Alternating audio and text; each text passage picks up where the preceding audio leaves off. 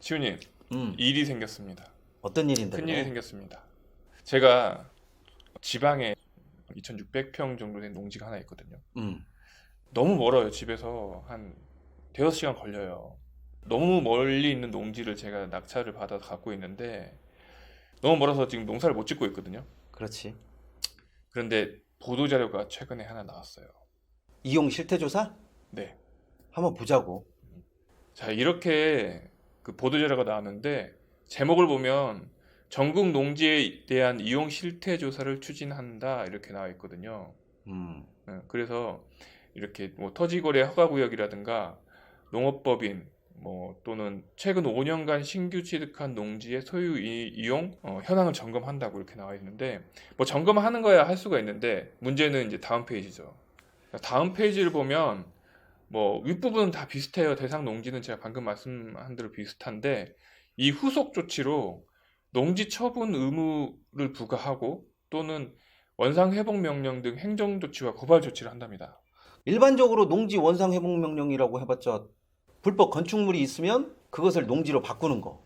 그거 외에는 특별한 게 없잖아.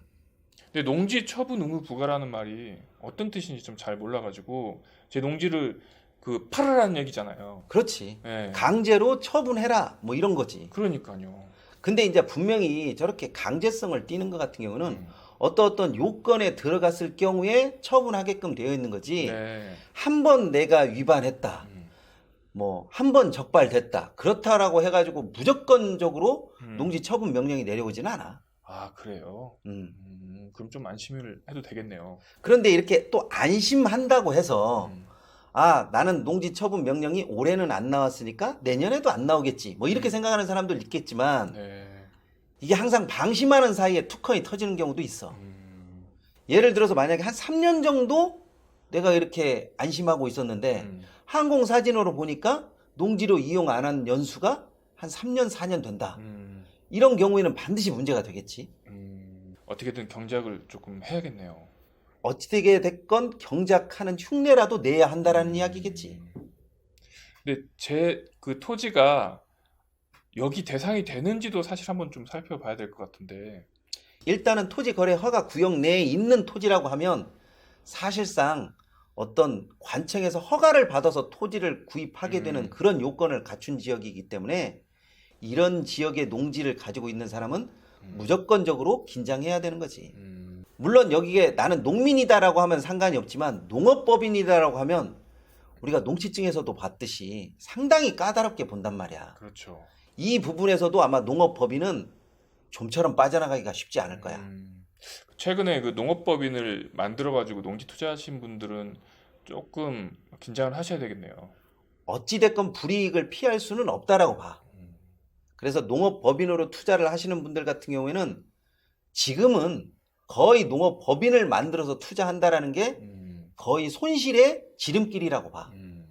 근데 제가 지금 제일 긴장을 하고 있는 게 농지 소재지 시군 자치구 또는 이와 연접한 시군 자치구에 주소를 두지 아니한 사람이 최근 5년간 취득한 농지 이 부분이거든요. 사실상 이게 저 이야기만 들으면 좀 쫄만한 그런 내용인데 저게 중요한 게 아니야. 연접 시군구 자치에서 주소를 뒀다 안 뒀다가 중요한 게 아니라 일단은 농지가 농지답게 이용되지 않으니까 저 사람 누구야 하면서 찾아보게 되는 경우가 저런 경우잖아. 일단은 내 농지가 아무리 거리가 멀든 가깝든 농지처럼 이용하려고 노력을 하면 사실상 저런 부분에서는 걸릴 확률이 많이 낮아져. 이미 농지를 취득한 사람에 한해서 이야기하는 거야. 네.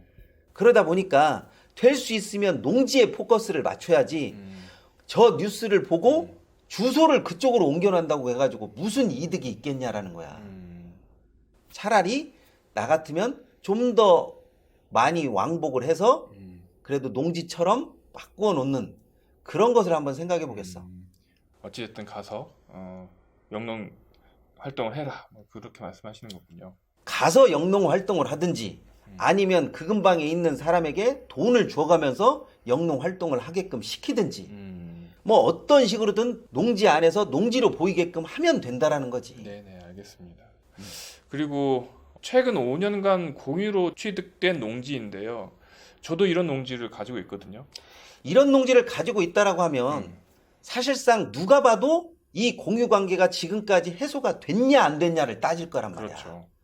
그러면 만약에 이 기간 내에 될 수 있으면 이 공유 관계를 해소하려고 노력을 해야지.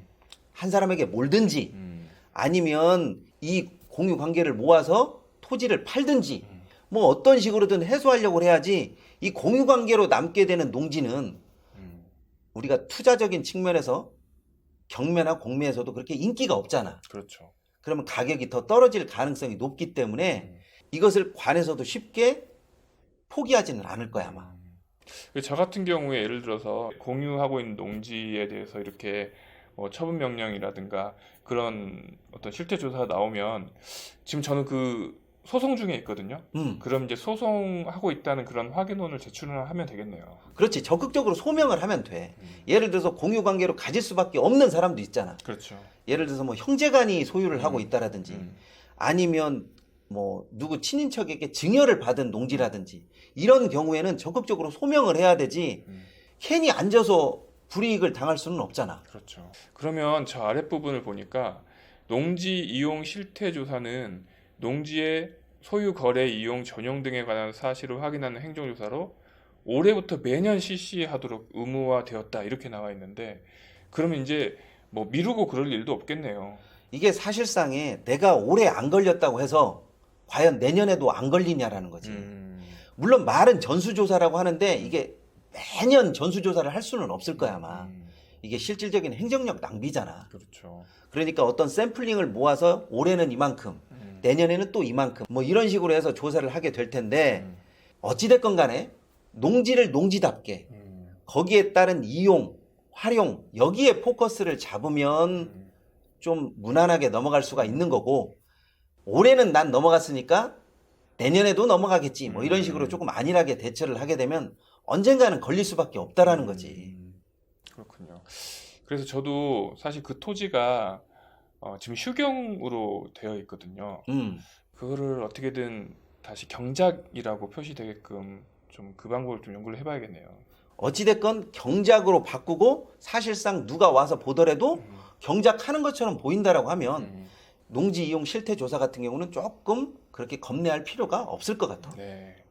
그러면 올 가을이라도 가서 동네 이장님 좀 만나 뵙고 경작 사실 확인서를 좀 받고 그 서류를 해당 농지 담당자한테 좀 주고 그거를 좀 경작으로 좀 바꾸는 그런 노력을 좀 해야겠네요. 그게 훨씬 낫지. 네네네. 이 농지 이용 실태 조사는 어떻게 보면 굉장히 큰 부담으로 다가올 수가 있는데 이것이 목적이 무엇인지 또 내가 농지를 어떻게 활용할 것인지 거기에 대한 포커스를 맞추면 아마 제가 보기에는 크게 힘들이지 않고 무난하게 넘어가실 수 있다라고 보고 있습니다. 이번 시간은 여기까지 하도록 하겠습니다. 감사합니다.